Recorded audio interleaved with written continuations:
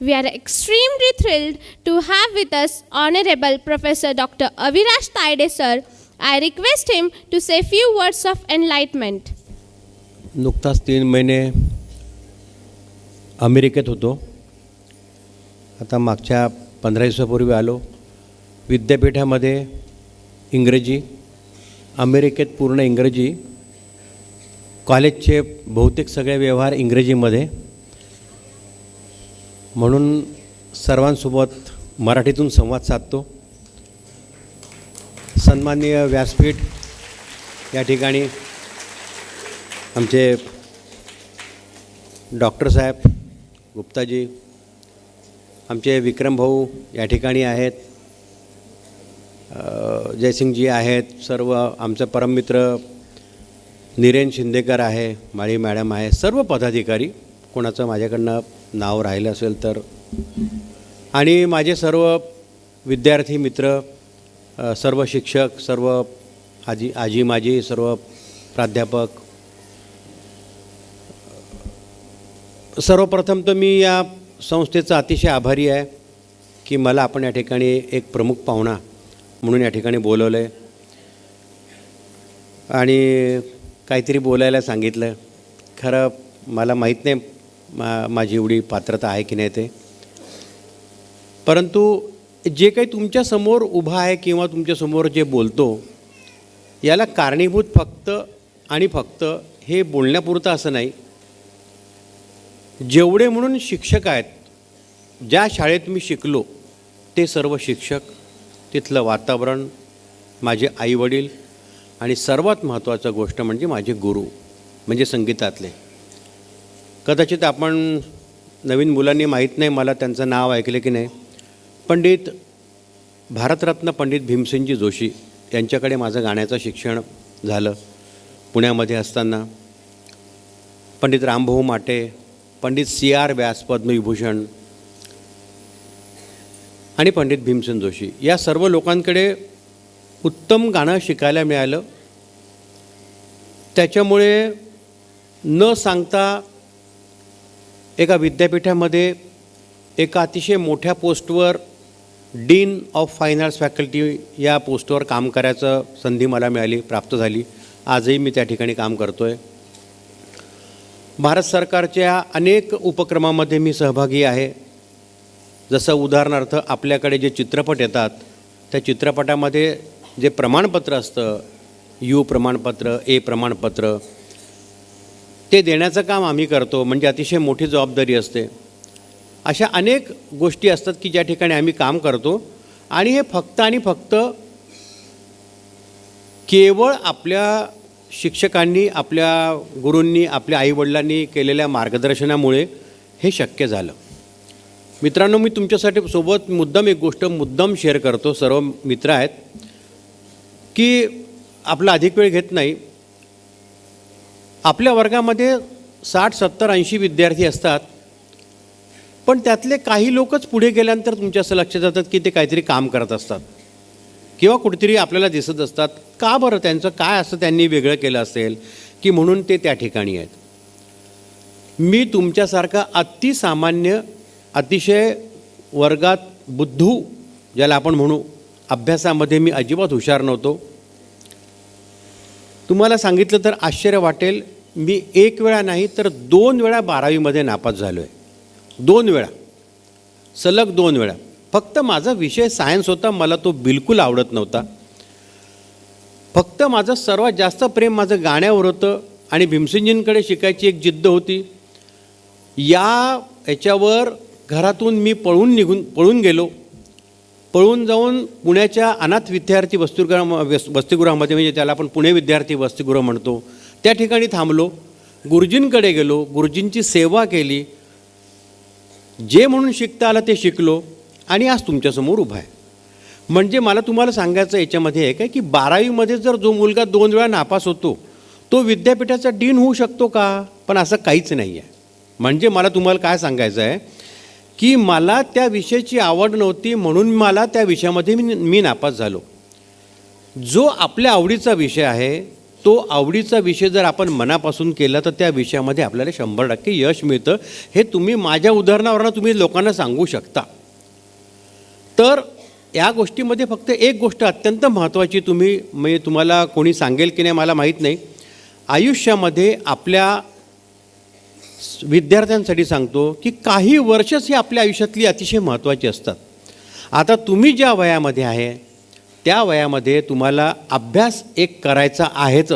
तो कोणाला चुकलेला नाही आहे. तुम्हाला जर असं वाटत असेल की बिना अभ्यासाचं सगळ्यांना यश मिळतं, विषय कुठला असेल, तर असं अजिबात नाही आहे. तुम्हाला अभ्यास करावाच लागतो. मग आता एखादी गोष्ट करायचीच आहे तर मग ती थोडीशी आनंदाने करावी.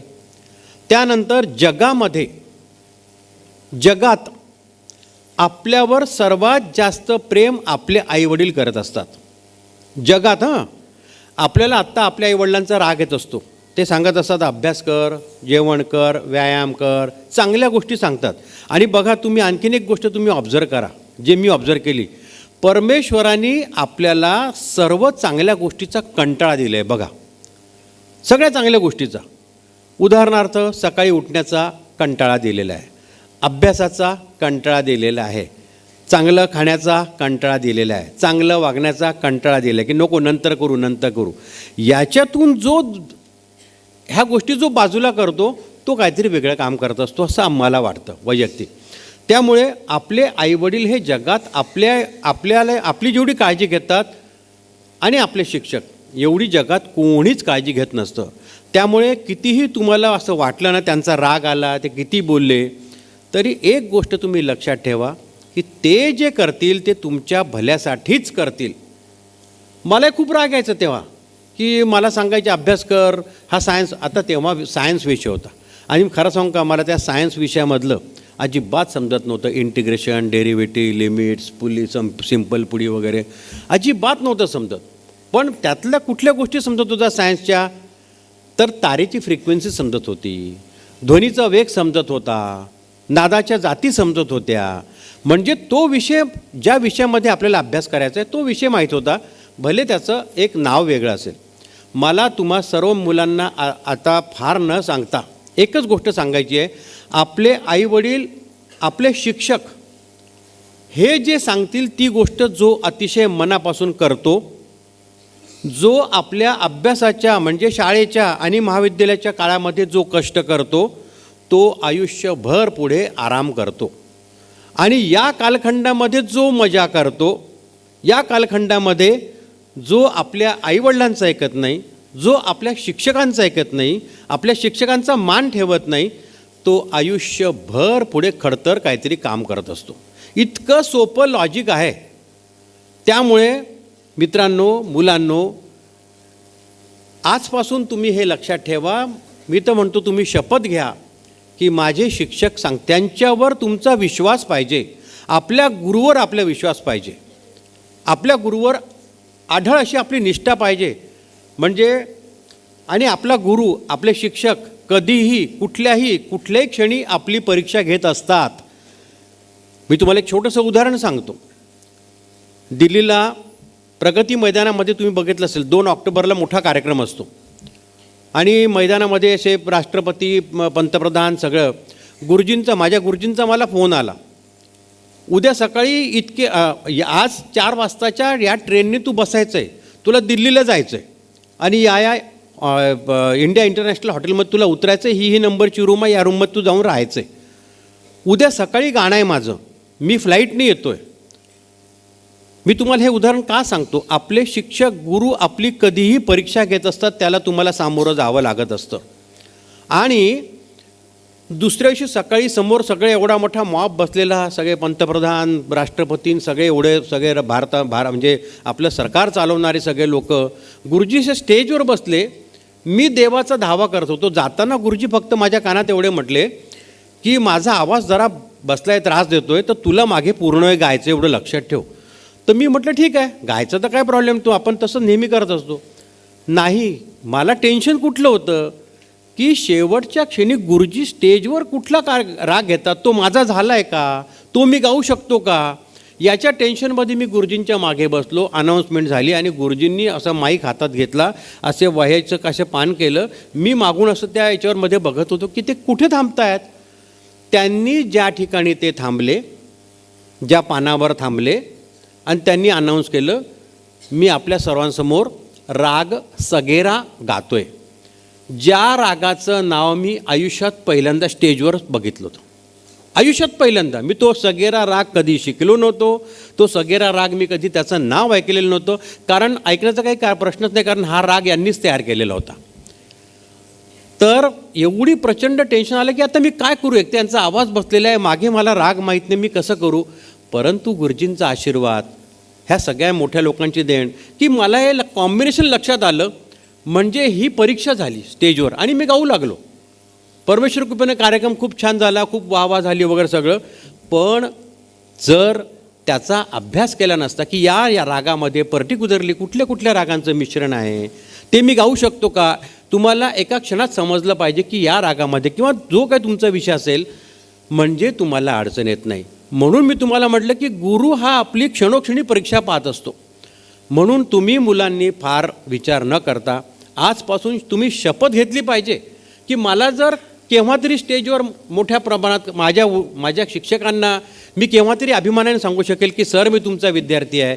हे जर तुम्हाला करायची मनापासून इच्छा असेल तर आपले आईवडील, आपले गुरु, आपले शिक्षक जे सांगतील त्या पद्धतीने तुम्ही वागण्याचा प्रयत्न करा. आणि सगळ्यात महत्त्वाची गोष्ट तुम्हाला मी एकच गोष्ट सांगतो, जी अत्यंत महत्त्वाची, जी कोणी सांगत नाही. तुमचा सर्वात मोठा दुश्मन तुमचा सध्या मोबाईल आहे बरं का. तो तुम्हाला कळतच नाही आहे. तो जो मोबाईल आहे तुम्ही हातात घेऊन ज्या पद्धतीने त्याचं तुम्ही ॲडिक्ट झाल्यानं, ते मी आत्ता सध्या बघतोय. परवा मी आमच्या कॉलेजमध्ये अशी एक चक्कर मारत होतो, तर मी आल्यानंतर आमच्या एक मॅडम समोर उभं होत्या. त्यांना म्हटलं, मॅडम मी अशी एक चक्कर मारून आलो. 90% विद्यार्थिनी मोबाईलमध्ये होत्या. त्यांना आम्ही शेजारून गेलो, काय आलो, काय कोण आलं, इथून मांजर गेले, कुत्रं गेलं, काही एक संबंध नाही. म्हणजे आपण किती त्याच्यामध्ये आपण गुरफटल्या गेलेलो आहे. माझं तुम्हाला एकच म्हणणं आहे, हा मोबाईलचा जितका आवश्यक आहे तेवढाच तुम्ही उपयोग करा. तो तुमचा आत्ता सध्याचा अतिशय दुश्मन झालेला आहे. तुमच्या हातातून मोबाईल काढून घेऊ द्या आईवडिलांनी, तुम्हाला किती राग येतो बघा त्यांचा. म्हणजे असं वाटतं की त्यांना खाऊ की गिळू. आता तो काही उपयोगाचा नाही आहे. तुम्ही तुमचा आत्ता अभ्यास करा, अतिशय मनापासून अभ्यास करा, तोच तुम्हाला उपयोगाला येणार आहे असं मला मनापासून वाटतं आहे. मित्रांनो, मला आज या ठिकाणी बोलवलं. खरं तर तुमचा आता या ठिकाणी कार्यक्रम आहे, अतिशय छान कार्यक्रम आहे. तो कार्यक्रम बघायची सगळ्यांना उत्सुकता आहे. पण ह्या गोष्टी कोणीतरी सांगणं खूप गरजेचं आहे, कोणीतरी सांगितल्याच पाहिजे. म्हणून ती जबाबदारी ह्या सर्व मोठ्या लोकांनी माझ्यावर सोपवली. तर परत एक मी या संस्थेचा अतिशय मनापासून आभारी आहे. मला या ठिकाणी आपण निमंत्रित केलं सर्वांनी. मनापासून सगळ्यांना मी धन्यवाद देतो आणि याच ठिकाणी विरामतो. जय हिंद, जय महाराष्ट्र. धन्यवाद.